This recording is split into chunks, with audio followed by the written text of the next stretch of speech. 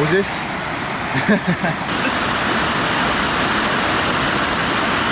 Oh, I've shot it, camera.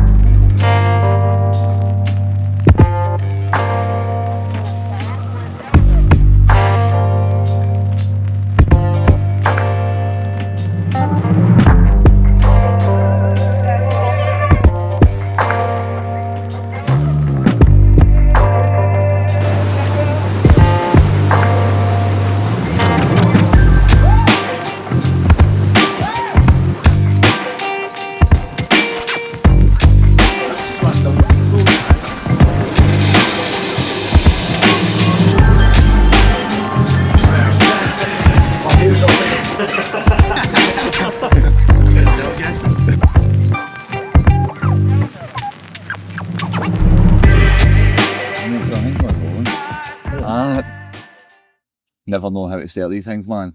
I keep trying to think of ways to like introduce the guest or something to say, but it feels kind of forced to now. So Just talk. just aye, ladies and gentlemen, fucking Brian Hyslop. How you doing, mate? I'm good, man. How are you? Really good, really How are good. you feeling after that? We just did a cold dip this morning. That was fucking class. I'd like to say that I feel like a warrior and I feel I'm the man. I fucking dipped in and out it. So you guys, no, you were in a wee bit longer than me and Bobby was in for like a few minutes. I kind of struggled with it there a wee bit.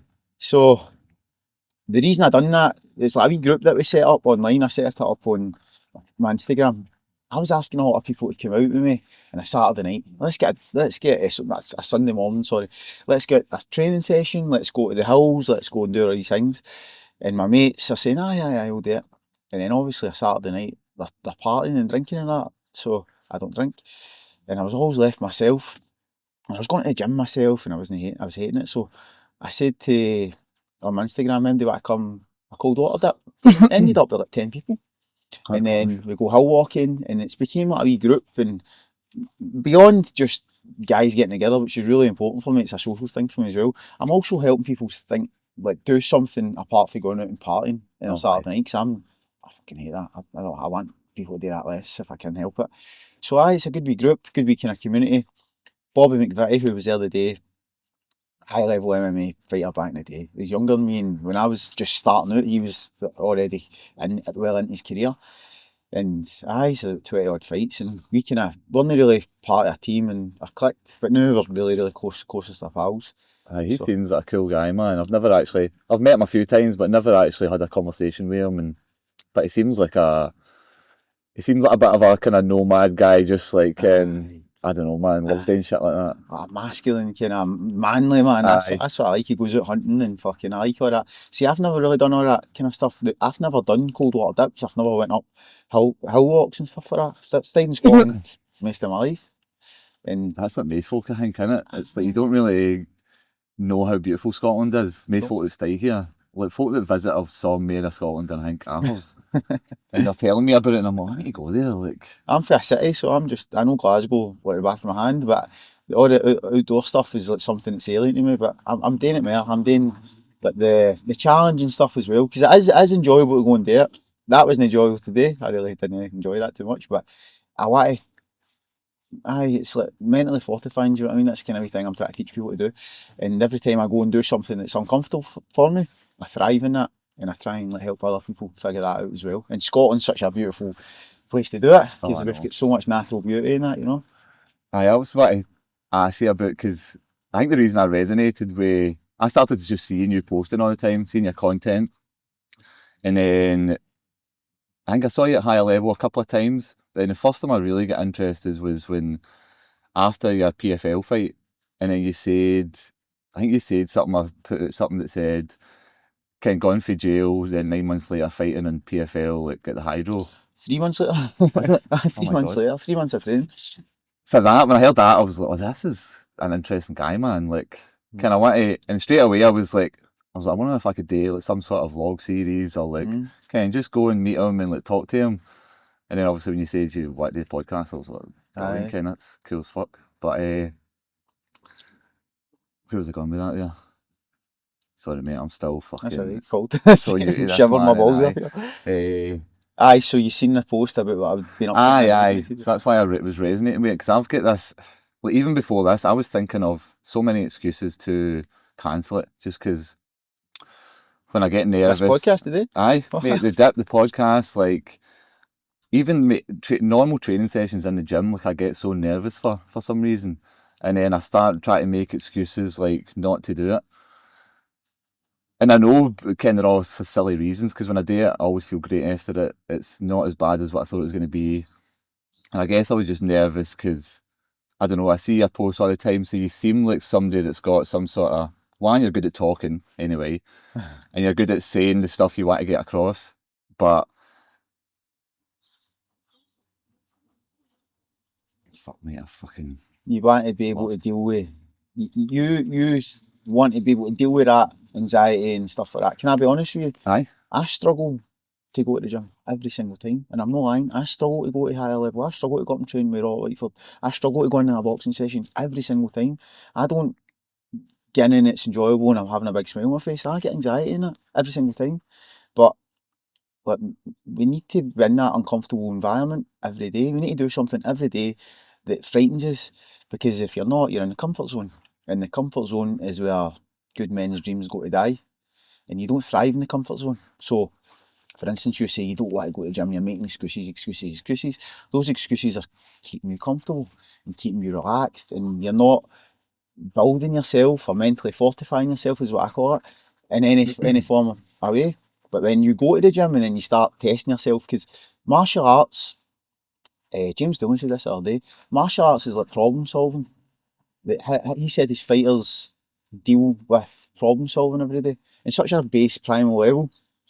And if you make yourself into that, throw yourself into that uncomfortable environment, you become a better problem solver for things outside martial arts. And I can also bet every time you do those sessions, after it, you've highly enjoyed it. Oh, I definitely. And that's why, as I say, I was so close to cancelling even just this, just because out of nervousness, out of fear of, fuck knows, kind of just looking stupid, I guess. And because I'm so new to this, I'm like, do I even have anything to talk about? Like, am I even going to be good at this? I know I'm not going to be good at it at the start, which is also what I like, because I like learning stuff. But so through watching your videos, I was like, why? Like, they're just voices, man. Like, just go and do what you said you were going to do, instead of, pussying it, man.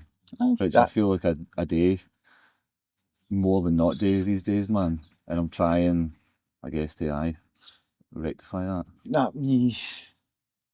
It's the inner bitch, as I've got it to. I get that inner bitch every day, mate, and I need to fight it every day. And some days I can't.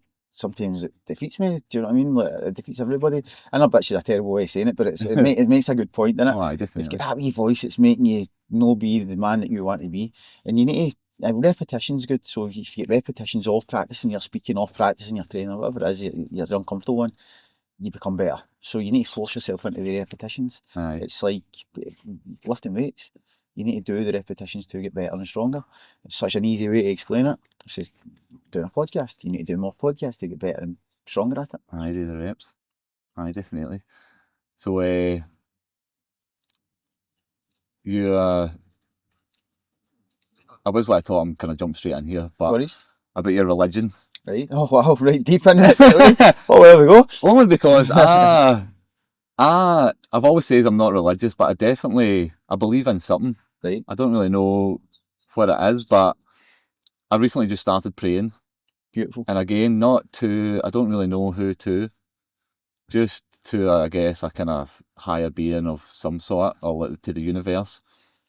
But I definitely feel like it's helping me, because it does give you that kind of purpose or drive towards something, rather than, because for a while I've just felt not lost. I mean, I've got like my family and I've got certain things, but just kind of going through life kind of like as it comes, kind of, rather than like aimlessly. Rather than making a plan for something.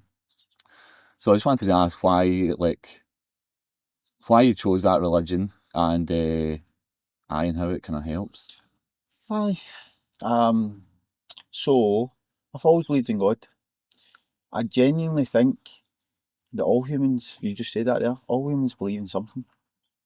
Since we're born, maybe until when we find out understanding of what that comprehension is of a greater power, then we realise and connect with it. But I think it's always within us, to be honest with you. I think in Islam it kind of says, like what I've understood, is that before we're even physically born, we come from a place of awareness. Maybe the soul's in a different place, do you know what I mean?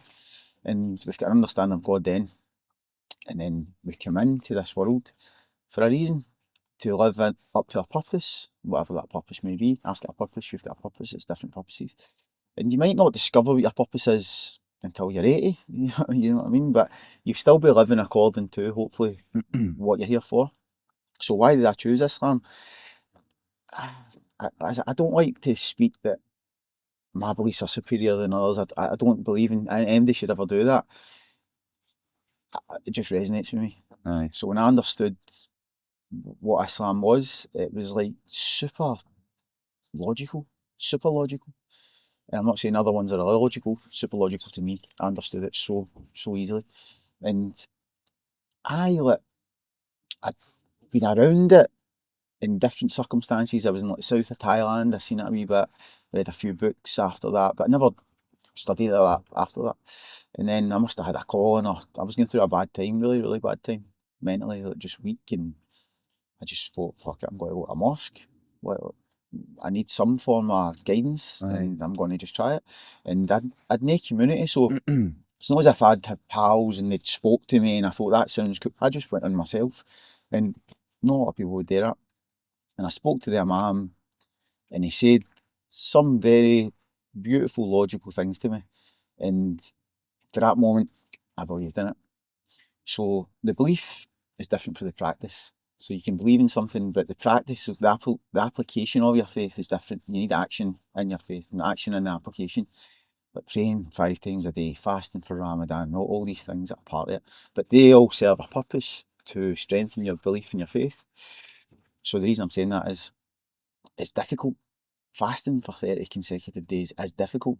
And I struggled with it the first few years. I struggled with it that much that I thought, well, this isn't for me.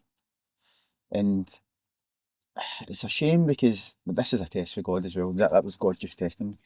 But I thought, right, I do believe in that, but maybe that's not me. But that was just my ego telling me, you're too good, you're too clever, you don't need this, you can do this without Islam. Islam's just like a self-development course. Do you know what I mean? If you follow a course, you follow a path, and it just helps you find out your connection to the creative energy source, is what I call it.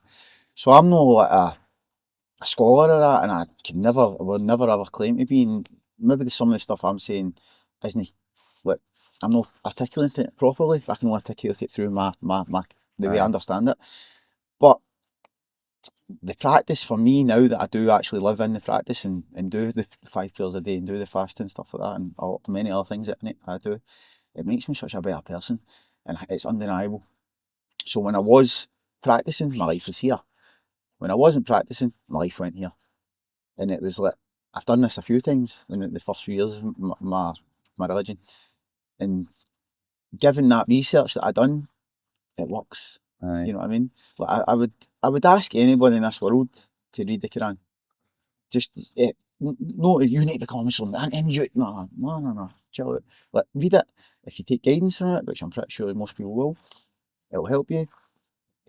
It's a beautiful thing to understand, you know what I mean? It's a beautiful, logical, simple way to understand your purpose for being here, your connection to the energy that brought you here, because you just said you believe in something. This just articulates maybe what that something is in a beautiful way. Aye. Do you understand? It's cool that you're open to, because it's like, it's bizarre a Scottish guy like being a Muslim, I mean, it's like, it's cool that you're open to that kind of stuff.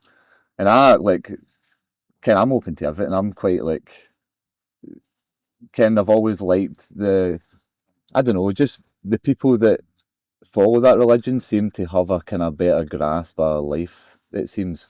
And it might not be that religion, but I don't know, they just seem, and I guess it's just the folk I look at, because when you see some like MMA fighters, folk like that follow it, but it could be that they're a fighter as well. Aye, but there's people outside of fighting. There's actually a lot of reverts that people became Muslims that I've looked at for a long time, that are not in fighting, and even them, like, I see and actual Muslims as well, born Muslims as well, I just see that they've got discipline. They've always carry a smile, which is part of like the faith. You need to smile. It's like you need to do it. It's an obligation to be a nice, generous person, humble. And so Muhammad Ali was a great hero for me growing up. And a young boy, I was into boxing, and he was the greatest ever boxer. But this story of Islam was always like there, and this probably really kind of made me like focus on it a bit when I was younger. And I look at interviews now, he said, and what he's saying is really magnificent. And because I'm 38 years old, I can understand it better than what I was when I was 14, 13, do you know what I mean? And I think it does cure a lot of problems that we are facing. Like, such an easy one to say is like, don't drink alcohol, right? Now, I've said it many times, people can have a drink and it's part of culture and stuff like that. It's not a good thing. I don't care what MD says. It's not a good thing. Even in the Quran, it says in small doses it is okay, but in the long term, if you look at it, the negatives far outweigh the positives. So we need to take that into consideration. Because like, if you go and have one pint and then go home and chill and you're nice, good, and you're relaxed, fine, good. But who stops at one pint? Yeah, exactly. I don't know. I've never met a guy that stops at one pint. It's like fucking 10 and then it continues on to other stuff.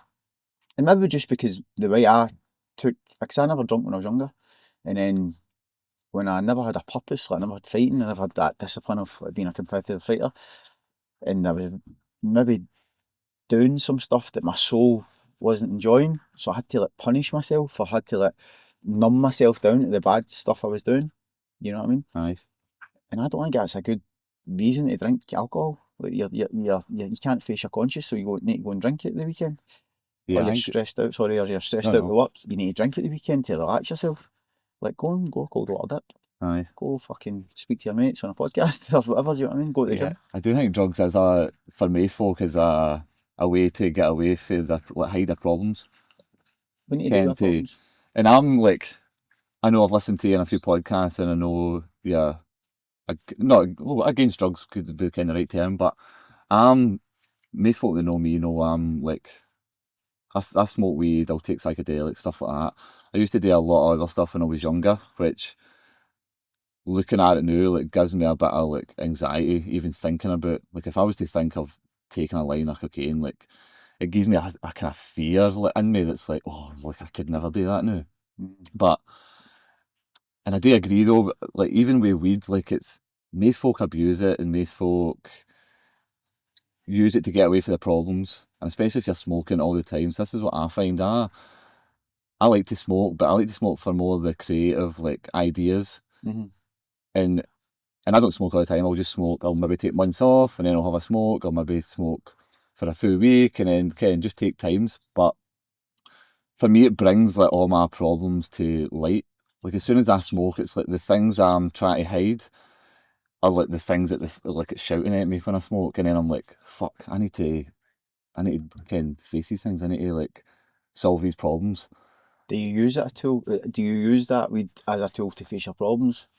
I do, unless so I notice the difference when I'm smoking. This is why I don't buy it. Like, I get addicted to everything. So when I buy like a large amount, I'll smoke it every day. So now I just get it as a tool when just like if you're going to the pub for like a drink or two. But sorry, what was the question you just asked there? No, I'm saying, do you use that as a tool? So it aye. brings the problems forward, but then do you go and solve those problems? I do, aye. Good. So it helped me like big time my relationship with my mum, like stuff like that. Just because it helps me think through the process, and then when I'm not high, that kind of thinking process is still there, and I'm still like wrestling with it. Like, this is obviously an issue because when I smoke, it's the first thing that comes to me. So then I need to kind of face it, which for me it's a good thing, kind of like that, because then it's when I'm not, I tend to keep myself too busy enough where I don't kind of shy away from my problems. So, aye. But again, that's me. Like, I'm not abusing it. I'm not kind of like doing stuff like that. So I do think you need to be in a good space to. Like, I used to always say, like, I think everybody should smoke weed, but I definitely don't think that now. I think if you're if your life's kind of a bit messed up and you start smoking weed, like, it's only going to make it worse. I think, I think, I think it was Eddie Bravo. I read one of his jiu-jitsu technique books in the grip house, Right. and he said weed helps you and that kind of stuff. And I started smoking weed after that to see if it made me better at fighting and that, and it didn't. But he said a thing like weed amplifies whatever you're going through. So if Right. you're in a happy state, it'll amplify that happiness. If you're in a negative, depressed state, it'll amplify that depression. And I think that's quite cool. You know what I mean? I don't agree with smoking weed, mate. I don't agree with anybody smoking weed, especially young kids. Yeah. Young kids that their brains hasn't developed. I don't know if your brain develops in your 20s or whatever, but I smoked weed when I was a young boy. I should not have been doing that. I should not have been doing that.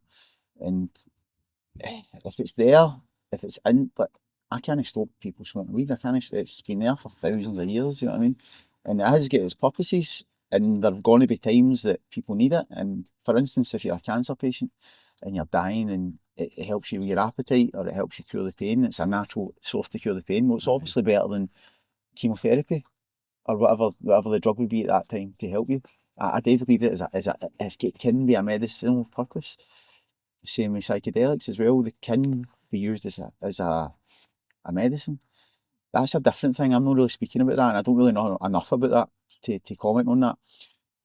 But recreationally, to like chill out and watch fucking stupid movies and Netflix at night time, I don't agree with that, because that's you just wasting your time. Do you really need to? Do you really need to relax that much? Is your life that hard at you're fucking 95 that you need to smoke a joint just to fucking get away from the fact that you're working too much?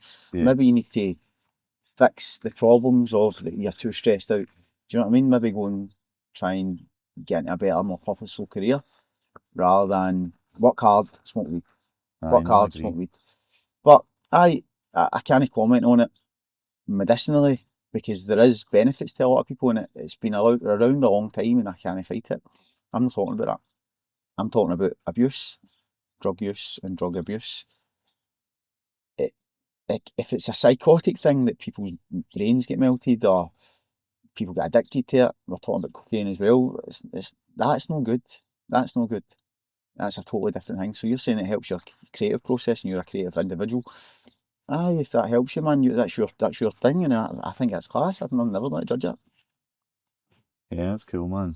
Yeah, especially youngins, like too many youngins take like drink, take cocaine, smoke weed. Like it's so common, especially in Scottish society. It's like when you're 14, 15, it's like the first thing you kind of want to kind of, oh, I can't be taking good drinking, which is insane. And parents are pretty like, I mean, my mum and dad were pretty. My mum used to buy me drink when I was like 15. You know what I mean? They'd go into shop for me. So it's like, But she's probably doing it good because you're no doing it behind her back and maybe over abusing it and that. You she know what I did mean? always say, aye, she's like, she didn't like me taking drugs, but she would rather know like where I was and what I was taking, so Aye. that kind of whatever happened, because I was always like against authority and rebellious anyway. So I'm still on. aye, Still on. and she knew I was going to do it anyway. So it's Right. like I would rather just know about it. You know what I mean? And then which was hard because it made a relationship funny because kind of would tell her these things and then I was doing it all the time. So it was like a bit kind of must have been hard to see her son like kind of living that life. And she's like kind of felt her raised. I don't know. I guess Aye. a good lad, but You're still you're not a bad lad. You know what I mean? yeah, that's She's true. doing as a parent, she's doing a good job there because she's trying to stop you from getting into situations behind her back. She's trying to be open and honest with her, which is a great role for a parent. You need to be open and Aye, honest with your children. I was a bit of a different story. Like there's like been addiction in my family, both sides of my family. And my old man stopped drinking, like maybe about the same age as me, or whatever, a bit younger. And he was a kind of strict guy growing up. My dad was like very strict guy, like very militant. So right. I kind of rebelled against that a wee bit when I was younger and had my drinks and that behind his back. But he was fucking right. His whole thing was don't drink, don't take drugs. He was always right. He's fucking still right. You know what I mean? And my dad's a quite intelligent guy, really intelligent guy. And I wish I fucking learned that than learn it the way I did. But the way I did learn it has made me who I am. It's gave me character building and it's created the individual that I've became, and I'm so happy for that as well. So there's like a wee balance there. You need to. It's alright a parent. I'm a father of 3 kids. It's alright a parent trying to like help your kids and guide them and maybe mollycoddle them, but you can't. You maybe need to let them go through the process. It's a human process. We all Aye, need to get through it. Maybe drugs and alcohol being abound in our civilization is just a test to see like you shouldn't be doing things like that. And that's the kind of test that I think I've went through. And I'm Yeah, I trying to like help how people with it. you talk about tests all the time. Kind of everything's just like a test to see, like, to basically test you, to see what you're made of and like, can you get through it and face it. Well, everything is a test, is it not? Everything's a test. Your uncomfortableness, your lack of like, being comfortable in this situation doing a podcast means a test. Aye, Because after this, you're going to know, well, I've done that, I've passed that. Your next podcast is going to be a bit easier. Then the next one, then the next one. Same as martial arts. You struggle going in the gym, so they are. But it's just a wee small test. Because after that session, you went, oh, fuck it, I know that now. I've done pretty good. aye, You know what I mean? If that, the way I see that test thing, is that comes from Islam as well, that's what taught me that. The way I see the test thing is, it comes from a higher source, the tests. And we are being given these things to do so that we become the individual that we're made to become. And when I see it like that, it's just a very simple way of thinking it. When I say these things on Instagram and that, I'm not trying to turn people into religious people. It's not what I'm trying to do. I'm just trying to see what the way my reasoning is. And a lot of people are starting to like message me and say, Brian, I appreciate what you're saying, and maybe like one of the daft videos that I make is going to stop that guy doing something that he shouldn't be doing. And don't get me wrong, like I struggle with talking on camera. I struggle with it every day. It's no easy for me. It's easier than what it was, but it's no easy. And my best mates will laugh at me and slag me and phone me and say, oh, it's fucking stupid and all that. And I don't phone them and say, oh, your business is stupid. And this is how I make a living. This is how I sell my coaching and stuff like that. You know what I mean? So that's quite uncomfortable for me. But to be honest with you, I don't really give a fuck now. Like, I know that I'm doing something purposeful in my life. I'm doing that, helping people through what I'm trying to say, rather than maybe dealing in things that are giving them a bad life or whatever. Do you know what I mean? aye. Which I'm very against. How are you dealing with, like, do you get a lot of messages? Do you get a lot of hate or like stuff I like get I get hate off like trolls with like fake accounts, that? Right. especially on TikTok. I fucking hate TikTok. I'm not on it. Just That makes the worst kind of individuals, man. Because like it doesn't bother me. It's just funny. It's just I feel sad for them, to be honest with you. Aye. Like they're creating an account when no followers just to message on my page some abuse. Like how sad is your life to do that, man? Yeah. I actually feel sorry for them. Aye, it's always folk. I've always says folk that are like kind of hate on you or jealous. It's like it's never anybody that's doing better than you. You know what I mean? They've It's got always fuck all to folk. do and all day to do it. Aye. Yeah, it's a But shame, man. I actually get a lot of love though. Like a lot of love I get, especially recently with these podcasts coming out. Like last night, I had about 10 messages, big life stories, like, yeah, mate, I'm getting through this stuff and can you help me with this? And I just help everybody as much value as I can. And then obviously I've got a coaching programme that if they ever wanted to come on it, lead on it. And I've helped a lot of people with that as well. And basically my coaching, or the free advice I give, is just be a mentally fortified individual.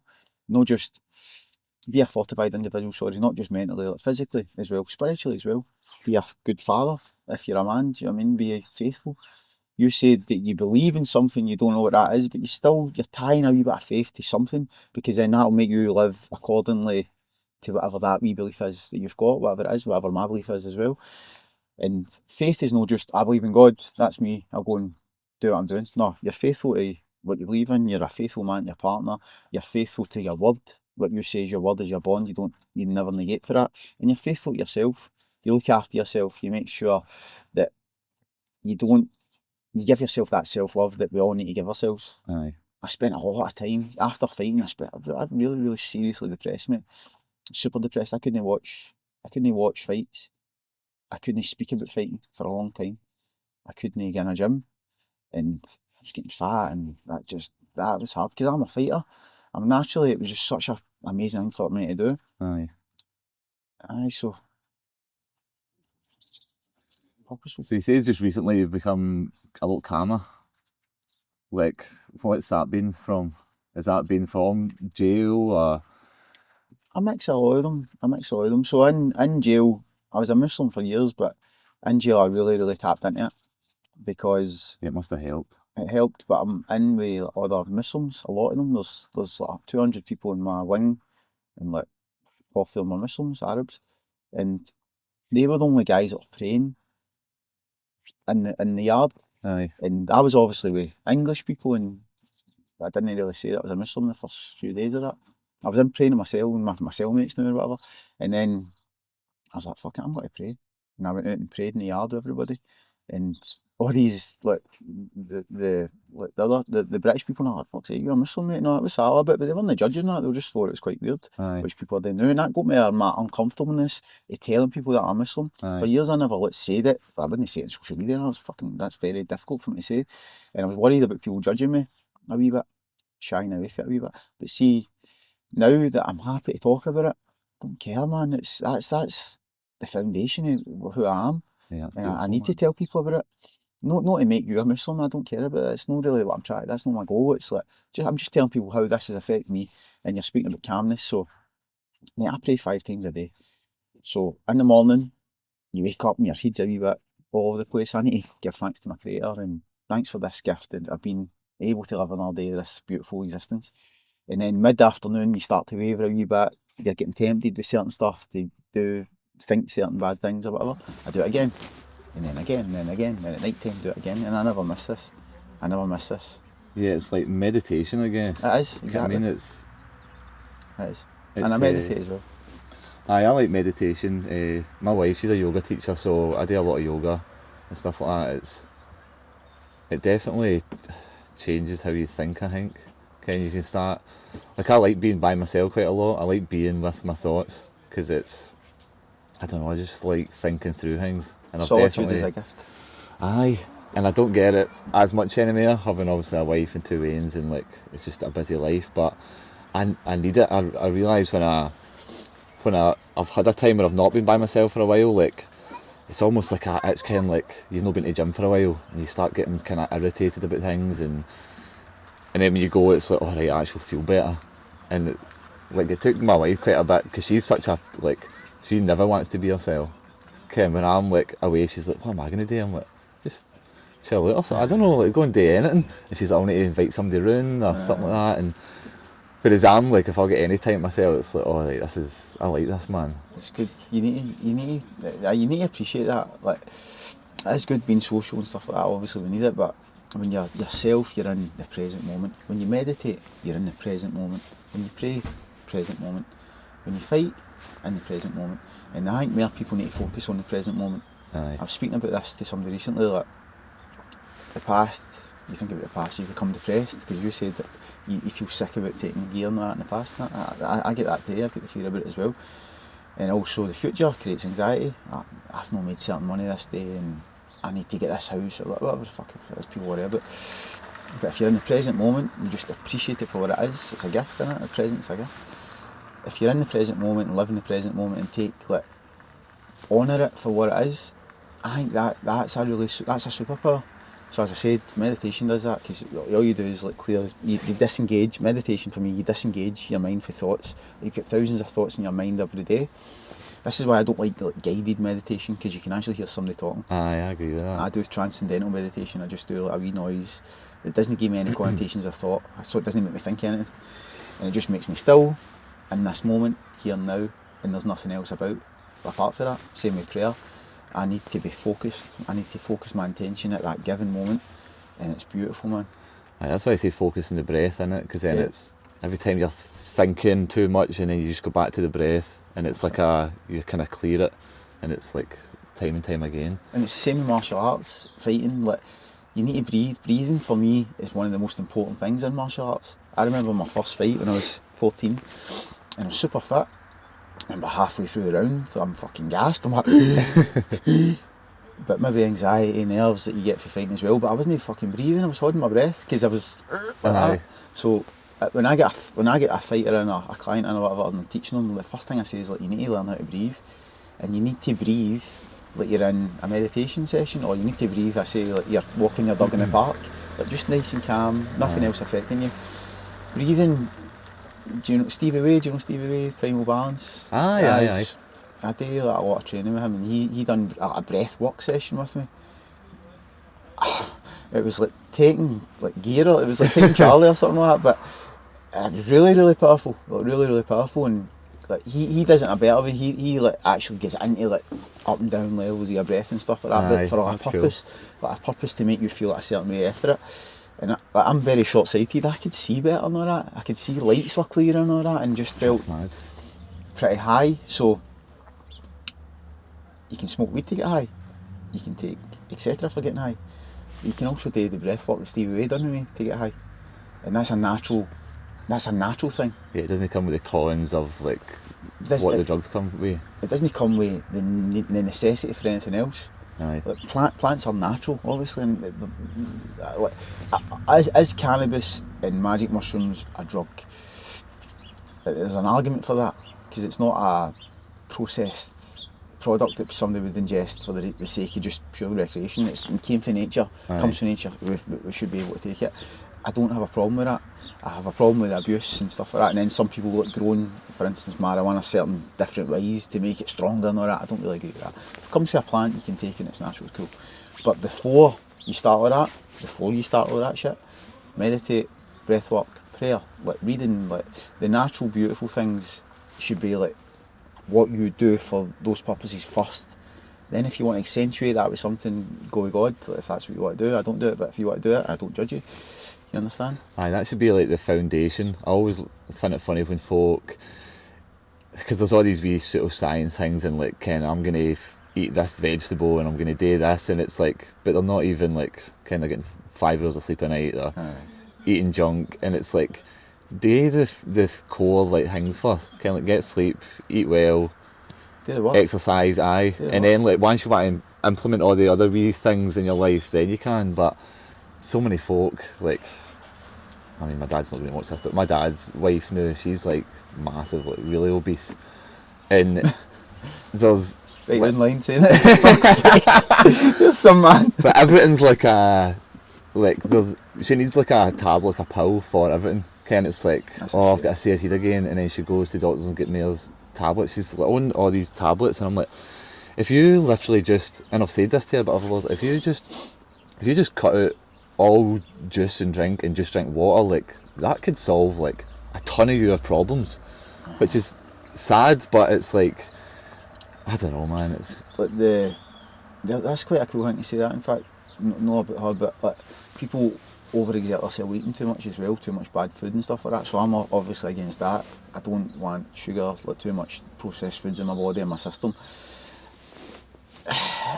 Let's say she's in her 50s or whatever, the older generation don't have as much access to the information sources that we get, like YouTube, and like, they don't know how to really search up things and stuff like that. They maybe get all their fucking information for the Daily Record and the Sun, and that's it, the telly.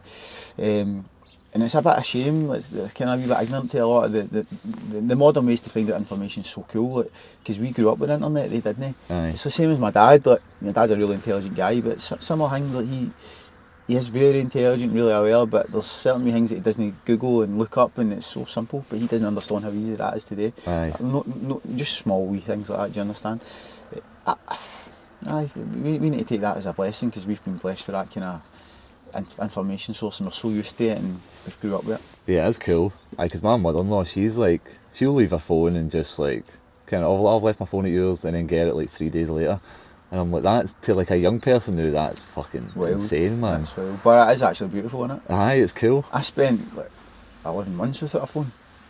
My mate had a wee phone in the cell, the iPhone, and like would watch things and that, but it was amazing not having a fucking phone. Like, really, really enjoyed it, and I started to write. So a lot of the stuff I talk about, I wrote in all these books about all the stuff I'm talking about, and reading. So I was reading every day and writing, like kind of studying all the stuff I was reading. And I like to write, but I've always loved to write. When I was a wee boy and I used to love doing it. I always read as well, but I've never done it because I always had a fucking phone in my hand. Aye. So it was weird. Like, I had this, my wife, when I got jailed, in fact, I had this wee kind of notebook, this wee tiny notebook, and I was just like writing like training things and like a wee kind of diary. And I would just carry this wee book instead of like pulling my phone out and like, looking in Google or whatever, Instagram. I'd just write this wee book, and all the other screws, all the other prisoners were like, what's this cunt writing a book for? Is he a grass or something? What's this all about? And then I would sit for hours just reading this book, writing this book in front of everybody, and then I get my books sent in when I finished them. And a lot of the guys would come up to me, like guys from Russia and guys from Morocco, and like, Brian, what are you doing? And I was saying to them, I'm writing a story.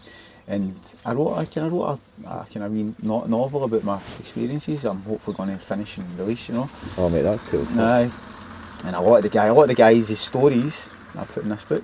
That's cool, Do you know man. what I mean? So, I love that. and they were telling me, so that it was like, well, can I win your book? can you tell my story in that? So it was quite cool. And then, like, some of the stuff that I talk about, see, like, I don't personally think I'm a great speaker. I've practiced it a wee bit.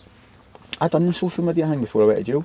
I was like trying to do it and stuff like that, because I was part of like this organisation, and they taught us how to do social media and that kind of stuff. And it was like through Andrew Tate, who was one of the best speakers in the world.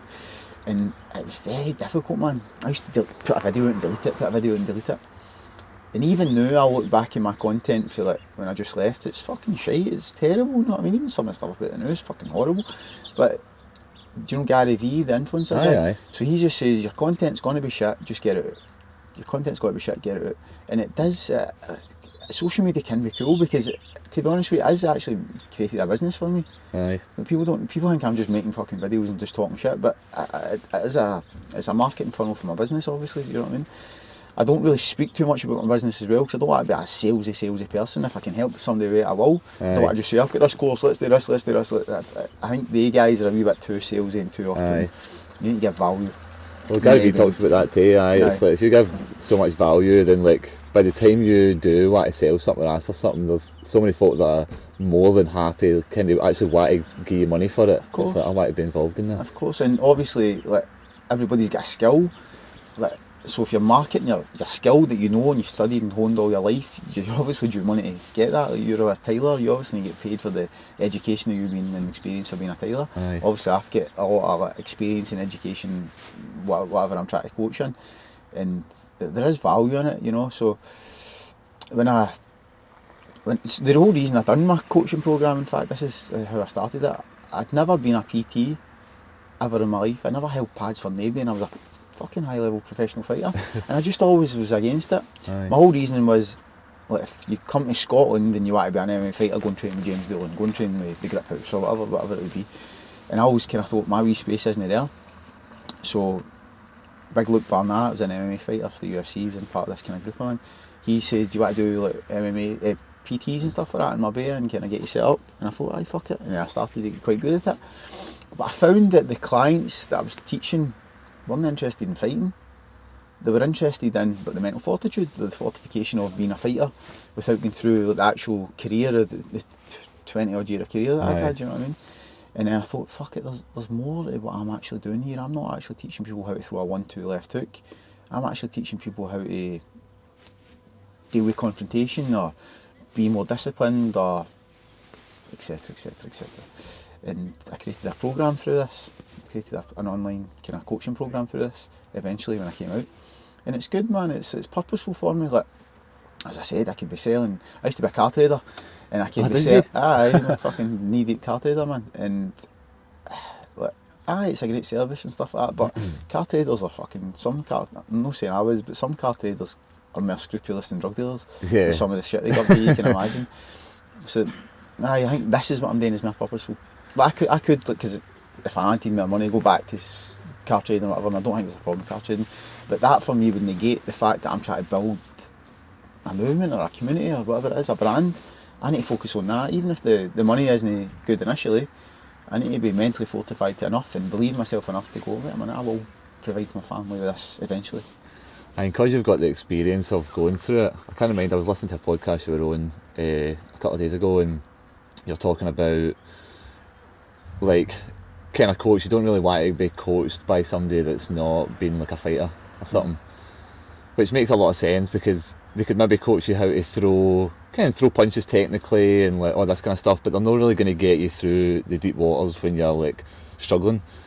And obviously I think that's why folk resonate with you, because you've actually lived a kind of quite a mad life so far, and you're still young, and folks see that and think, alright, this is just a normal fucking guy that's like came through some bad times, through some good times, and now he's like basically talking about it and teaching others that like, here's all the mistakes I made, like, you don't have to fucking deal with that. You can kind of like bypass it, and you can bypass it, or the mistakes that you do make, you can learn from them is another thing that I'm trying to focus on as well. Like,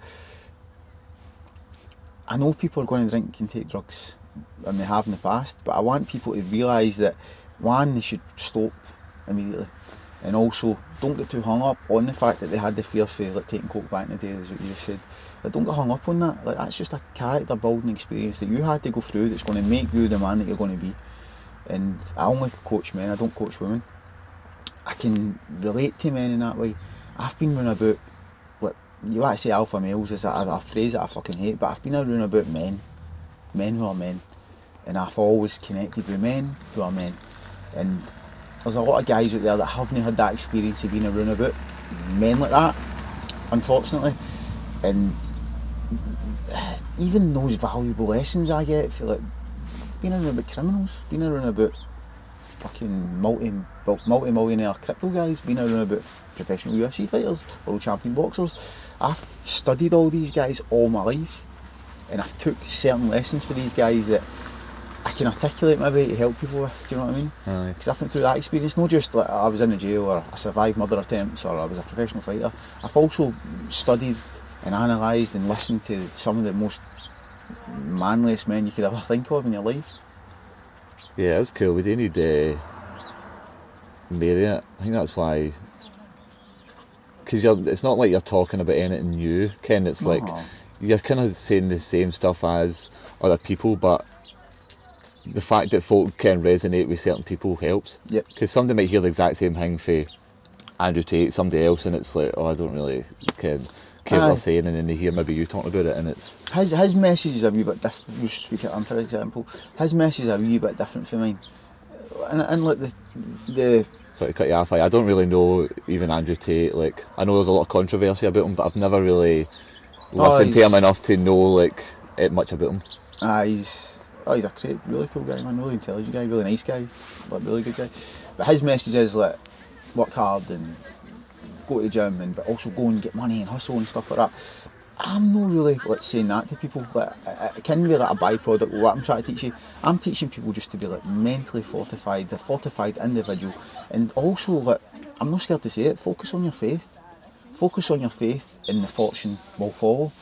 Because if you live aimlessly, the way you said earlier on, you've not really tied to like that higher power. That higher energy is giving you a greater purpose in life. Every one of us has got this greater purpose, and I'm not scared to say it. I'm not, people think that's the wishy-washy, Bible-washy or whatever the fuck they want to say. Like, I'm not scared to say that. Like, we're here for a reason, and our reason is no to smoke dope and fucking watch YouPorn and fucking Netflix or whatever. And do you know what I mean? Like, Mate, I just I was going to cancel my fucking YouPorn subscription, but I just like blocked like porn from my phone so that even if I search for it, like it can't come up. Brilliant. And not that I was doing it too much, but just that, I don't know, even when you're on it, you're like, this just feels like... Oh, man. Not, Ken, it's like, it's weird, man. Aye, and it's created also this other industry, which is like OnlyFans. And I don't... People can provide for their families anyway, they choose it, and I'm not a judge of that, but I don't like that. I don't like the fact that these women are out making money, and that's good that making money is good, and understand that, but also to the detriment of men, young men. Like, that OnlyFans is a crazy, horrible thing, because people are, these young lonely guys are speaking to these women and thinking, oh, this is my girlfriend now, and they're private messaging me. It's not the woman that's talking to me, it's a fucking VA in Philippines that you're talking to. A guy at 40 with fucking 3 wins. And these guys are just getting fed in, spending all their money. It's like, it's worse than gambling, it's worse than taking drugs. Yeah, and see, crazy. porn in general, I know, mate, porn's like a drug. It's a free drug that anybody can access. A 10-year-old can access it on their phone. Yeah, and it robs them of their masculine essence, their energy, and it fucks up the conception of how you should deal with women in the bedroom or outside the bedroom and stuff like that, even beyond it. That's no good for our society. It's no good for a woman, it's no good for our daughters, it's no good for our sons. And not enough people talk about that. Not enough people say that porn is bad. Oh, he's a Bible basher, he's a Muslim, he's talking, he's just a mad religious nut. No, I'm being fucking logical about it. That is robbing young children of their essence. That manly essence that you've got, that you create a life with, right? That should not be just getting spilt freely. And there's like many books about it. If you hold that if you don't wank, obviously, if you hold that essence in you, you become a better person. Your brain starts aligning a bit better. You become more like driven to working and pushing yourself and that. Aye. Why the fuck would you just be wasting that for like 20 seconds of dopamine? Yeah. Are you fucking mad? Are you mad? Are you that fucking... Is people that weak that they need to get that wee energy source out? And what's it also doing? Think about this. It's stopping young men going out and going for women. And if men don't go for women, there's no population. It's a form of population control. It's an orchestrated form of population control. By who? Like, I don't know who, but somebody that's creating like a free source that people like, take away their ability. Because, for instance, if a guy does that, he's not going to go out and get a girl. He's not going to get that girl pregnant and they create children, right? Some clever cunt who doesn't want us people having children is allowing young children to take that. Do you understand what I mean? aye. And I think that's a terrible thing. I think that's weakening our future, that. It's the same with like bad food. I mean, I feel like all these bad things are kind of pushed on everybody. Kind of even to the doctors. Like, when have you ever been prescribed like exercise or like something like that for the doctors? Everything's just a kind of like, wait, what's wrong? Can we give you maybe paracetamol for it? Like, and that's kind of it, which is. I don't want to like say anything bad about the health service because we're lucky we stay in the UK. Yeah, we're lucky. We've got like a free health service and a lot of people don't have access to that. I've been in, had surgery and stuff like that. But there is that, same when I was talking about smoking weed, but you can do like the natural things before it. That's exactly what I mean. Like, somebody close to me, they went to the doctor and they said, oh, you've got high cholesterol and you need to take this tablet and this tablet will make you feel better. And I'm saying, no, you need to, the cholesterol for one is good because it builds testosterone and builds a lot of healthy things in you. Don't eat the other bad stuff. But they're trying to cut out cholesterol, eating sugar and taking this pill thinking, oh, I'm good because a doctor told me to be good. That's bad advice. That's drug dealing. Aye. That's drug dealing because see those little pills? We live in a society that healthcare's free, but it's not free, taxpayers pay for it. Yeah. They just fun it away to do legalised drug dealing. If a woman's depressed, a human's depressed in the UK, they're given a pill to calm them down and make them feel happy or whatever it is, and it's good, it's a great thing. But the doctor is under an obligation to make that industry work. That's why they're recommending the pill, rather than saying, meditate, pray, go to the gym, eat healthy. Do you understand? Yeah, and if they prescribe all these good things, then people become better people, less issues. This industry will just go to that. Aye, definitely, man. It is all kind of a bit fucked, isn't it? Orchestrated control all these things. And it's mad because folk always want the easiest option, kind of the most comfortable option. Because being fit and being like fortified is like, it's a hard thing to do. It's not easy. Kind of takes discipline, it takes commitment. And folk just don't, for some reason, have that in them. It's so easy to just be like, I could do that, but like, he's a doctor and this could also help me. So like, and this is just about taking a pill every morning. So we have got it in us. We have got it in us. We have all got it in us. Fortification is all within us, but they don't have maybe they're not getting told enough to get it out. Do you know what I mean? They're not being, nobody's articulating the fact that they need to get it out, and I'm trying to kind of help. I'm not saying I'm better than doctors, and I'm definitely not saying things like that. I'm just saying for like some things that I can help, like guys that's unfit, go to the gym. A guy that's maybe struggling in life with their direction in life, I can say to them, go and find your purpose. A guy that's overindulging in drinking, drugs and gambling and porn or whatever, I try and say, look, try and contain your vices and focus on your virtues. So have you found your purpose or reason?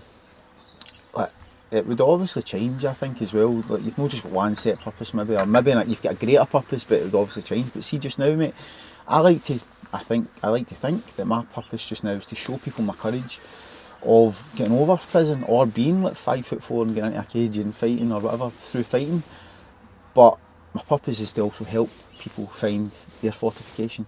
I think that's the only way I can articulate that to you just now. At 38 years old, maybe when I'm 65, there'll be a different purpose, or it'll align with the same base thing, but it'll be like articulated a bit differently. But my purpose is to show people my courage, give them mental fortitude, and allow them to be comfortable are courageous in the form of adversity and challenges. Yeah, I think that's why fighting's such a important thing. And I feel like I've never fought. I've had like jiu-jitsu competitions and that, but it's not the same. It's and I almost feel just like a bit like I mean, I guess fraud's the right word. Just because I'm around these people all the time, I train and I'll spar and stuff, but like again, it's not the same. But when I'm talking to folk or trying to interview folk, I almost feel like a fraud because I'm like, I don't, as much as I can think I understand what it feels like I don't, because I've never done it. So I don't think that's fair. and I've always wanted to, I still want to fight. I had a fight lined up before my son was born. It didn't go through, and then just kind of since then it's been a bit mad. But What age are you? 33, Oh, you're still a young guy. Well, you're going to fight. and I feel fit. I feel fitter than I ever kind of have. You're going to get a fight. I'm going to make you accountable to that. I'm going to keep in touch with you and make you accountable to that and make sure you train. Every man should fight, but go away from that. I don't think you're a fraud getting into a gym and training and testing yourself every day and competing in jiu-jitsu and whatever. That's not a fraud, mate. That's the complete opposite of fraud. You're still purposely going to the gym, getting yourself fitter, and testing yourself in martial arts. Not everybody needs to get in and fucking take a down in a ring or a cage. It's not about that. Aye. I think a fight is also a jiu-jitsu fight. You're still getting in fucking somebody's trying to strangle you. You know what I mean? Yeah, that's true. And you're in the gym, you're having wee mini fights every day in these sparring sessions, and you're testing yourself, and you're also helping young fighters come through, and you're helping your teammates. That's just as purposeful. Aye, I guess that's where I feel a bit more like a fraud, because I date a lot of the youngins, there's a lot of young guys in your gym now, 16, 17 year olds, and I'll try and give them a bit of just kind of wisdom or for what I've learned, but then I'm like, can these young guys have had a fight or two? And I feel like I'm trying to teach them about training, about stuff that, and there's definitely aspects I can teach them. I mean, I've kind of been training a lot of my life, but I still just feel I've never done that one thing, so it's hard for me to I don't know if they resonate with me. I don't know if they are alright, that's cool, but you've never fought, so. Nah, you can give them advice in what you can give them advice in what you can advise them on, and your experience, mate. I love and appreciate every form of advice I get. If somebody's willing to take their time out of their day to teach me something, I'm going to love that. Even if I don't agree with it, even if it doesn't work for me, I still want to learn from it. Don't be hard on yourself. Are you quite an analytical person, over analytical person? What does that mean? Do you think a lot too much? Aye, definitely. Maybe the weed as well. A lot of weed smokers are like that, to be honest with you. Aye. I do think I've got ADHD, and it's funny because everybody kind of says that now, but I've realised that in my mum now, the more I watch my mum's super just hyper, constantly just yapping, I don't know, on the go. Right. And when I watch her now, I've just recently noticed this, I'm like, oh my god, she's 100% got ADHD, and I was like, I think I've got some of that. And then my wife said, I always joked about it, and then my wife was like, no, 100% they have it, But what is it? Who cares? My wife said to me, no, my wee daughter, my middle daughter, is one of the most willful human beings in the world. You can also be hard work, you know what I mean? Super intelligent, but super hard work. And I googled, has my kid, on a free fucking questionnaire, has my daughter got ADHD? And she never, on this questionnaire. And I googled myself, have I got ADHD? 98% yes. Now, do I think I've got ADHD? Maybe, but I don't know, I don't care. I'm fucking 38 years old and I've lived my life. When I was a young boy in school, I was quite disruptive in classes and stuff like that, so maybe that would have been a thing that you could say, oh, this guy's got ADHD, but nobody helped me then, because that was the 90s and nobody really gave a fuck, I knew what it was. So does that make me change who I am, giving myself a label of ADHD? I don't think so. I think all these labels are great and stuff like that if you want to, I don't know, categorise yourself in some certain way, but it is also a way for instance in America, if a kid's got ADHD, they'll give them Ritalin, which is a drug, which goes back to that drug dealing thing I'm trying to say. Aye. It's just a standard to class somebody as something just so that they can give them a product. I don't really believe in that. And I don't that's why I don't think I would ever get tested, because I think folk use it as an excuse to. That's exactly what I mean. Folk take it and then they're and my pal Gemma, she's quite vocal about she's got ADHD, and not that she uses it an excuse, but it's some folk that have it will kind of bring it up a lot. Aye. And they'll say it as if oh, I just can't help it's my ADHD. Aye. Whereas I'm I feel you can still though I've never really had I've never saw it as a problem if I've got it anyway. Well, you don't even fucking know if you've got it, so exactly, it's a non-existent thing. My wife winds me up, like fucking say that I don't clean up my room or my side of the room or something stupid like that. And I just always, for a laugh, go, that's my ADHD. Just for a pure laugh. She knows I'm joking, but mate, I'm never going to label myself as like, I'm just me. Yeah. How can one fucking medical condition categorise an individual human? You're Moses. You're no Moses with ADHD. You're Moses. I'm Brian. Do you know what I Yeah, mean? I've always thought that's funny because even like I'm diabetic, and there's a lot of folk that with diabetes that like that's their identity. Ken, it's Right. like I'm like Moses with diabetes. Ken, and it's like it's funny that they use. I don't know. I guess they just want something to attach to. Kind of want to like. They've no fun or purpose or meaning. So this is like this is who I am. It's Which just is a wee nice wee label. Aye, I get that. I'm Brian the fighter maybe, or I'm Brian the Muslim, or I'm Brian whatever, but I don't really. I'm Brian. aye. I'm Brian and that's me. And you take me for who I am, and all the mad wee parts of ADHD or whatever the fuck you want to call it. It's just you need to accept me for who I am. So I don't want to say I've got ADHD or even believe that it exists. It doesn't exist really. It's just a fucking, it's just a label for a certain way somebody acts. Maybe I could say I've always said I've got a lot of energy. I'm a very high energetic person. I always have been, and there's no detriment in that. So if that is ADHD, there's no detriment in that because that's just got me through like fucking professional fighting and get through a lot of my situations. And do you know what I mean? Like having that energy and being an upbeat person and whatever. Maybe I'm no good at certain things that people with ADHD would have if I've got it. So who gives a fuck? How do you juggle life? Like, obviously you've got a family and all that. Like, how? This is what I'm struggling with the most is juggling like everything I want to do in life while still trying to be like a good husband, a good dad, like stuff like that, and be there because I don't want to. Like, I'm a tailor to trade, so it means I'm kind of out most days and like kind of some nights, some weekends, and I'm like I'm trying to do this full time so that I can edit for him more, I can be around him more. But how do you juggle like everything you do, man, and still keep everybody happy? But is it possible? You're asking me the wrong guy because I have fucking fucked up a lot as a dad. I think everybody's gone in, man. It's Aye. like nobody really knows.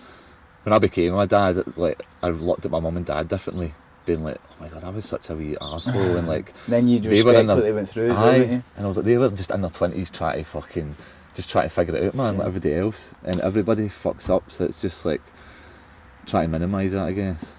Aye, I mean, like, I fucked up a lot in the past, and before I even went to jail, I was away from my family trying to work, and I was in like a different country. They were in Portugal, I was in Spain, and just, it's horrible, man, missing my son's fucking first few years, my daughter's years, and my wife. It's a beautiful time, my wife. But that's a test. All these things are tests. So now, like, I'm rectifying all that. I'm super aware of how amazing my wife is. I'm not physically married, we're going to get married, but like, just call her my wife, you know what I mean? We've got 3 kids together. Super aware of how she's the best, you know what I mean? I'm so blessed, thank God that gave me that woman in my life. And a great way for me to say that in like kind of normal street level or human level, whatever it is, a woman that waited for me through all that period, kept her fucking self strong, faithfully strong, like, had my children looked after, had to leave Portugal to come back to Scotland. It's just a terrible story and it's fucking really hard for them, man. But aye, so I've got a really, really good wife. But obviously I'm doing my job as well, I'm always there for them that now. In the years that she was 19 when she had my first kid and I was like my early 20s, young babies really, to be honest with you. And we went through a lot of shit and argued and fell out for a wee bit and stuff like that, and we've kind of moulded each other into good parents. You know what I mean? I'm not saying I'm the best parent in the world, but we've moulded each other into kind of good enough parents. She's a fantastic mother, man, like a great mother. And the reason, how do you be a good person in that, is you're like a good father or whatever. I put my attention into her and I make sure that she's happy as much as I can, humanly possible. One of the things that I think as well that helps all that and complements all that is that I'm working in a gym. I'm either working in a gym or I'm doing my online coaching. So that's the way that I provide for my family. And those 2 things are like purposeful for me. So like the gym stuff, I actually get to enjoy my teaching of people, doing my sessions, and then I'm in the gym training for my fights, and then the online coaching complements that. So that means that I've got the ability to leave that environment, my workspace or whatever, and go and be like happy that I've done something good for my day. I've actually lived to my purpose. I think that's got a big part to do with it as well. For instance, when I used to sell cars and stuff like that, or like fucking other stuff, shit I used to do, I was very angry at myself because I didn't want to be doing it, and it made me hurt and it made me upset. And I'm just lucky and blessed that God's blessed me with the ability that I can work in a situation that I like to do. Do you know what I mean? I'm really every day is a blessing for me because I'm living the ideal life just now. I'm not making the mad money that I used to make, but I'm like a billionaire really, to be honest with you, because I've got a great family, great kids, and I'm doing what I want to do, and that makes me a more relaxed, happy man as well in the household. And if another thing as well, I went through the mental fortitude of being a partner, so I don't react to my partner. When you react, you lose. You understand? But so if you're in an argument with your partner, women are very emotional, men are very logical. The two is, one's no better than the other, but just we complement each other so well. And if she has like her emotional days, I can argue back with her and be emotional, but I'm coming down to that emotional level. That's really too much of an emotional level by arguing back with her. Whereas I need to be logical and let her go through her emotional experience. Have you ever read about the chimp paradox? No, I've heard it, but it's a great book. So like, humans have got this wee chimp, and if they've got that emotional time and that day, they're having a bad day or whatever, they're going to need to exert that chimp, that emotionality or whatever it is. And if I'm sitting watching that happen and then take offence to that or let my ego affect me or whatever, and then I start to be emotional back, then that's going to explode into a bigger argument. So now, I'm just talking about if she does this to me, I can also get to her. If she's arguing with me, I need to be logical and go, she just needs to exert that, she needs to go through that process.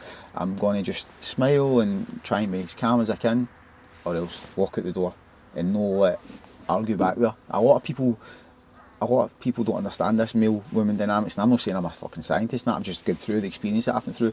In the past I would argue back with her and go, what the fuck are you talking about? Who are you talking to? That's the wrong way to do it, mate. That's how a lot of people end up falling out, because if a woman's man argues with her and she argues back with him, it's not the right thing to do. She needs to understand that he needs to go through his experience and like exert that anger or emotion that he's going through, because we all need to deal with our emotions. Same as me, when I'm going through my emotional days and I've had a bad day or whatever, if I speak to my wife in a bad tone and she responds to me, the two of us are going to argue, but she's logical enough and takes the two of us do it together.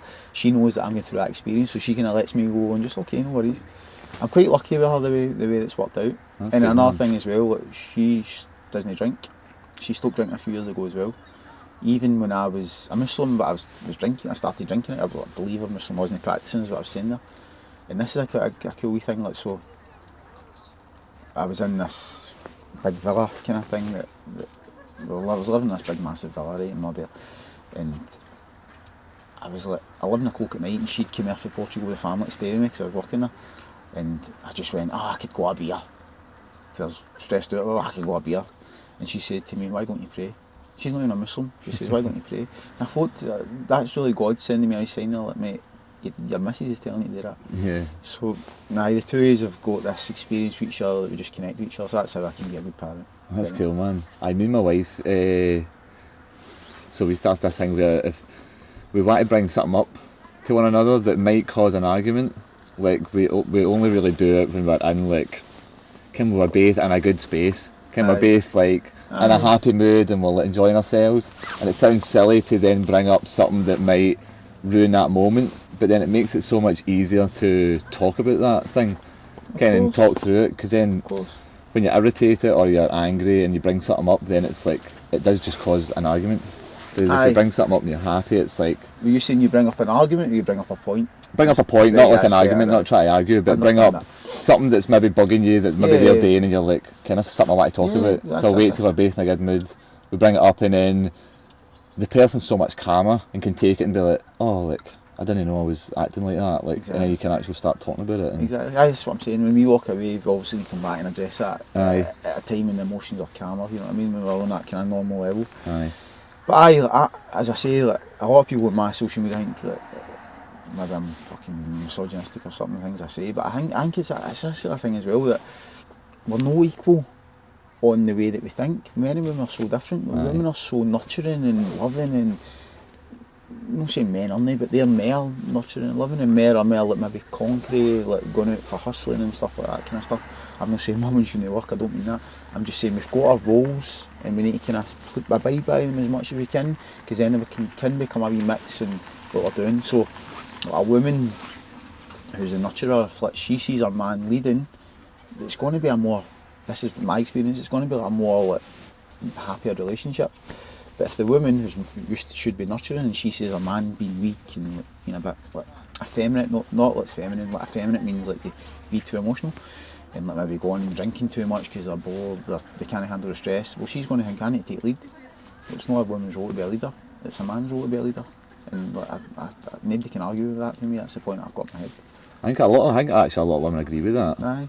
My wife does that. My wife likes the fact that I'm the kind of provider and we play their roles, you know what I mean? Like she kind of like, she likes that. She likes being the kind of, I guess, like the woman in the relationship. Of course, because it's naturally built in us. Like when men were cavemen, and this is why we evolved, the men was going out hunting and the women were in the house, the cave, or nurturing the kids and making it, whatever.